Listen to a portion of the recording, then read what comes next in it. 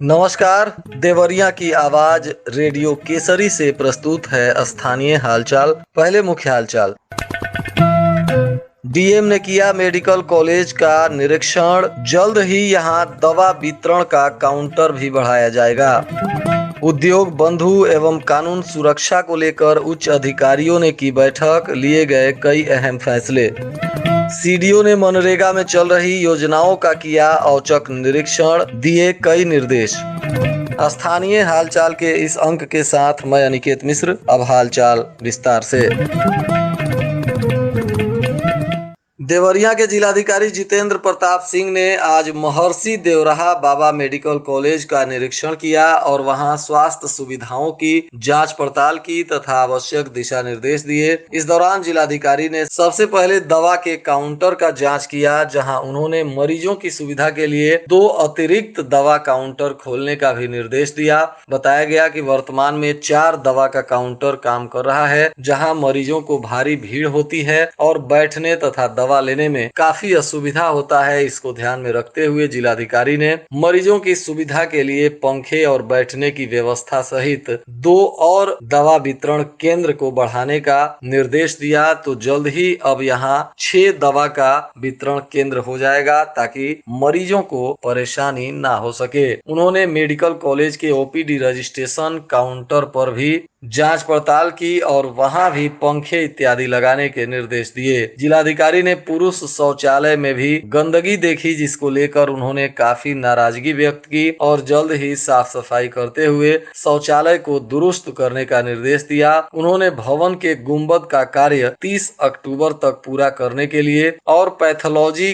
कक्ष में पार्टीशन करने का भी जिलाधिकारी ने निर्देश दिया। इस दौरान जिलाधिकारी ने मेडिकल कॉलेज में स्ट्रेचर एवं बैठने के लिए कुर्सियों की संख्या बढ़ाने का भी निर्देश दिया। मेडिकल कॉलेज के प्रिंसिपल डॉक्टर राजेश कुमार बर्नवाल ने जिलाधिकारी को अवगत कराया कि इंडियन बैंक द्वारा कुर्सियां उपलब्ध कराई जा रही हैं और 15 स्ट्रेचर भी आगामी 3 दिनों के भीतर मेडिकल कॉलेज को प्राप्त हो जाएंगे। जिलाधिकारी ने मेडिकल कॉलेज परिसर में प्रस्तावित कैंटीन, सुलभ शौचालय इत्यादि के लिए भी जांच पड़ताल की और दिशा निर्देश दिया। देवरिया के जिलाधिकारी जितेंद्र प्रताप सिंह की अध्यक्षता में 19 अक्टूबर को 1 बजे से विकास भवन के गांधी सभागार में उद्योग बंधु एवं कानून सुरक्षा व्यवस्था समिति की बैठक होगी, जिसको लेकर तैयारी शुरू कर दी गई है और इसी के वजह से सभी उच्च अधिकारियों ने इस बैठक को सफल बनाने के लिए कई फैसले लिए हैं और इसमें समय से सभी संबंधित विभाग के लोगों और पदाधिकारियों को पहुंचने के लिए जिलाधिकारी ने निर्देश दिया है, ताकि हर हाल में उद्योग बंधु एवं कानून सुरक्षा को लेकर एक अच्छी रणनीति बनाई जा सके तथा उसको जनपद में बेहतरीन तरीके से लागू किया जा सके। मनरेगा योजना के अंतर्गत एरिया ऑफिसर ऐप के माध्यम से चल रहे कार्यों का निरीक्षण किया गया। इस दौरान मुख्य विकास अधिकारी रविंद्र कुमार के द्वारा विकास खंड भलुअनी के ग्राम पंचायत बेलासपुर एवं मारकड़ा में औचक निरीक्षण किया गया, जहां मनरेगा के तहत कई कार्यों का संचालन हो रहा है। यहां मुख्य विकास अधिकारी ने पहुंचकर इन कार्यों की जाँच पड़ताल की, जिसमें तकनीकी सहायक एवं ग्राम प्रधान भी मौजूद रहे। ग्राम पंचायत बेलासपुर में 2 इंटरलॉकिंग एवं 1 चक्रोड निर्माण का कार्य चल रहा था। कार्य को मानक के अनुरूप कराए जाने को लेकर मुख्य विकास अधिकारी ने कई निर्देश दिए, जिसमें चक्रोड निर्माण स्थल पर CIB नहीं लगाए जाने पर भी खंड विकास अधिकारी को निर्देशित किया गया और संबंधित से नियमानुसार वसूली करना भी सुनिश्चित करने को ग्राम पंचायत सचिव तथा तकनीकी सहायक एवं ग्राम रोजगार सेवक से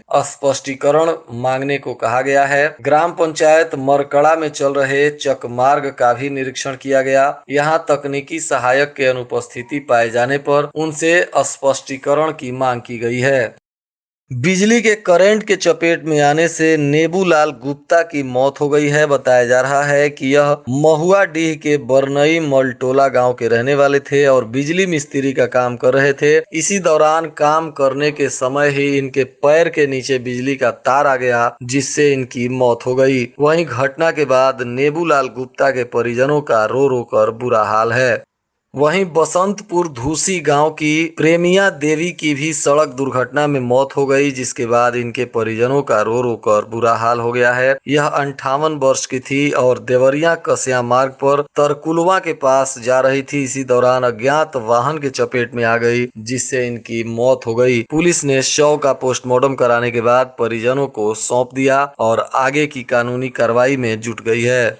देवरिया के व्यवहार न्यायालय परिसर में उस वक्त अफरा तफरी का माहौल हो गया जब एक व्यक्ति ने न्यायालय में ही जहर खा लिया और वहीं गिरकर बेहोश हो गया। बताया जा रहा है कि यह परिवार न्यायालय में मामला चल रहा था, जहां गोरखपुर के चितुआ टोला के रहने वाले शाह आलम अपनी पत्नी के साथ विवाद को लेकर तारीख पर आए हुए थे और इसी दौरान वे न्यायालय परिसर में ही जहर पी लिए, जिसके बाद उनकी स्थिति बिगड़ने लगी तो वहां मौजूद लोगों ने स्थानीय अस्पताल में भर्ती कराया, जहां से स्थिति चिंताजनक देखते हुए डॉक्टरों ने गोरखपुर रेफर कर दिया। यह पीड़ित गोरखपुर जनपद के ही चितुआ टोला के रहने वाले शाह आलम बताए जा रहे हैं और इनकी शादी रामपुर कारखाना क्षेत्र के एक महिला से हुई थी और इन दोनों पति पत्नी का विवाद काफी दिनों से चला आ रहा था और इसी से तंग आकर न्यायालय परिसर में ही शाह आलम ने अपनी जीवन लीला समाप्त करने का प्रयास किया। फिलहाल इनका गोरखपुर के एक अस्पताल में इलाज चल रहा है और इनकी स्थिति